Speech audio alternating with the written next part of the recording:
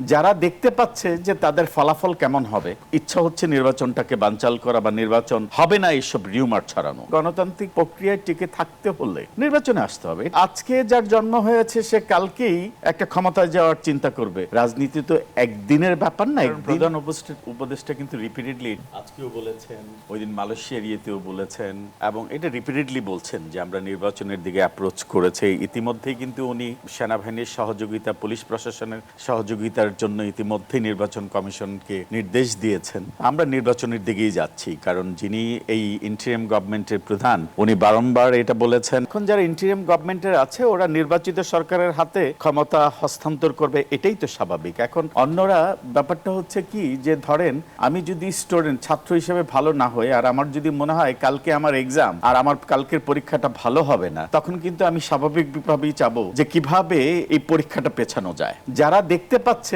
যে তাদের ফলাফল কেমন হবে, ইচ্ছা হচ্ছে নির্বাচনটাকে বানচাল করা বা নির্বাচন হবে না এইসব রিউমার ছড়ানো। আমার কথা হচ্ছে যে গণতান্ত্রিক প্রক্রিয়ায় টিকে থাকতে হলে নির্বাচনে আসতে হবে, এটা কোনো অল্টারনেটিভ নেই। এখন এমন না যে আজকে যার জন্ম হয়েছে সে কালকেই একটা ক্ষমতায় যাওয়ার চিন্তা করবে। আপনি দেখেন বাংলাদেশ জাতীয়তাবাদী দল গত 16-17 বছর যে দলটার উপর যে পরিমাণ নিপীড়ন, নির্যাতন হয়েছে, গুম, হত্যা হয়েছে, অন্য কোনো দল হলে কি এভাবে টিকে থাকতে পারতো? আজকে যারা তরুণ, যারা নতুন দল করেছে তাদেরকে নিঃসন্দেহে বাংলাদেশের মানুষ অভিনন্দন জানায়।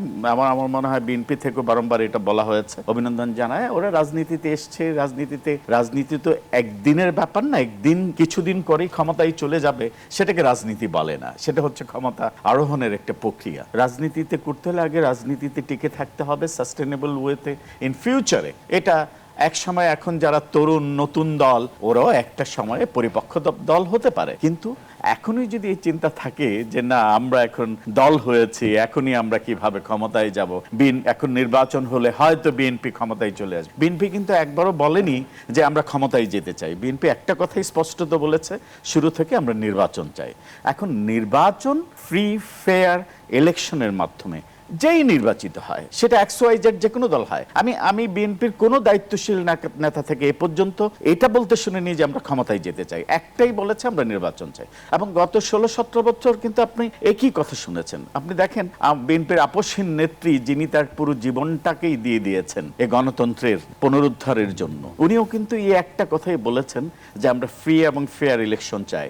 আজকে জাতীয় পার্টির নেতা যে কথাটা বলছে যে উনি আওয়ামী লীগের অংশগ্রহণমূলক চায়, ওনার এই কথাটা আগে কোথায় ছিলেন? উনি তো গত 16-17 বছর অনেক নির্বাচনে গিয়েছেন। বিএনপির মতো একটা দলকে নির্বাচনের বাইরে যখন নির্বাচন হয়েছে, ওনার এই সুন্দর ডায়ালগ তখন কোথায় ছিল? এই কথাগুলো উনি তখন কেন বললেন না? উনি কিভাবে নির্বাচনে গেলেন? ওনারা তো সরকারের পেট যে বিরোধী দল, পোষ্য বিরোধী দল, সেই সেবা কাজ করেছে। ওরা কি আসলে কি পার্লামেন্টে কোনো বিরোধী দল ছিল?